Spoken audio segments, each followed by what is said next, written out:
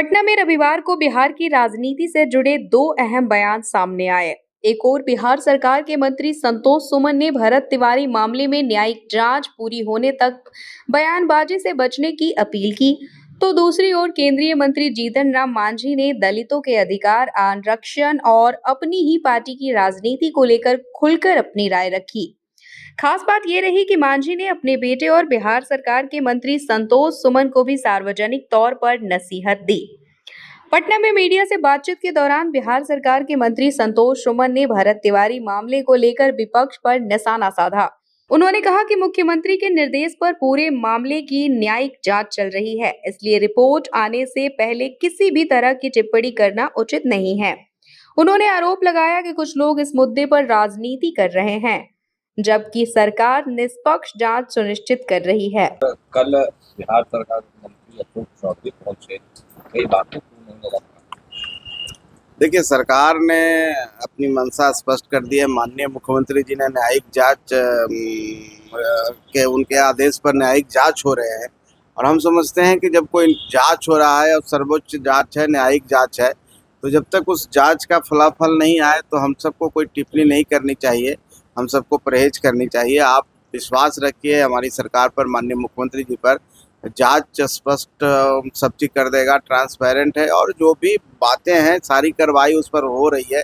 इस पर अब हम नहीं समझते हैं कितना बोलने की जरूरत है। नहीं, अशोक चौधरी ने कहा उनके पार्टी के जो विधायक अरुण मांझी हैं वो भी साथ में गए और उन्होंने कहा कि ये बात है तो जुड़ने की बात करना एक दो बात। अब देखिए, आजकल जो आज चल रहा है समय और जिस तरह से दुर्भाग्यपूर्ण घटना हुई है और इस पर जांच भी चल रही है, उस पर तो टिप्पणी नहीं करेंगे, लेकिन इस तरह का राजनीति जो होता है ना, हम समझते हैं जनता को दिग्भ्रमित लोग करते हैं। अकाउंटेबिलिटी आपकी जनता का सेवा करना है, जनता के लिए विकास करना है। कोई रातों रात चमकने के चक्कर में कुछ ना कुछ करते हैं, करने दीजिए। क्या भरत तिवारी का सर इनकाउंटर हुआ है, परिवार के लोग न्याय की बात कर रहे हैं, चिराग पासवान भी पहुंच सकते हैं। मैं भी कह रहा हूँ कि जो सच है वो सामने आना चाहिए और उसके लिए जांच हो रहा है। अब जांच में जो आएगा वही ना, हम भगवान नहीं ना है। और जांच में सरकार अपने तरफ से कहीं कोई कमी नहीं कही है। जो भी पदाधिकारी जिनके ऊपर दोष था, जिनके ऊपर आरोप था, उनको सरकार ने किनारा कर दिया है। वो सस्पेंड FIR भी हुआ है पीड़ित पक्ष के द्वारा। तो अब तो न्यायिक व्यवस्था है और संविधान पर ये देश चलता है, तो हम समझते हैं हम सबको इंतजार करना चाहिए।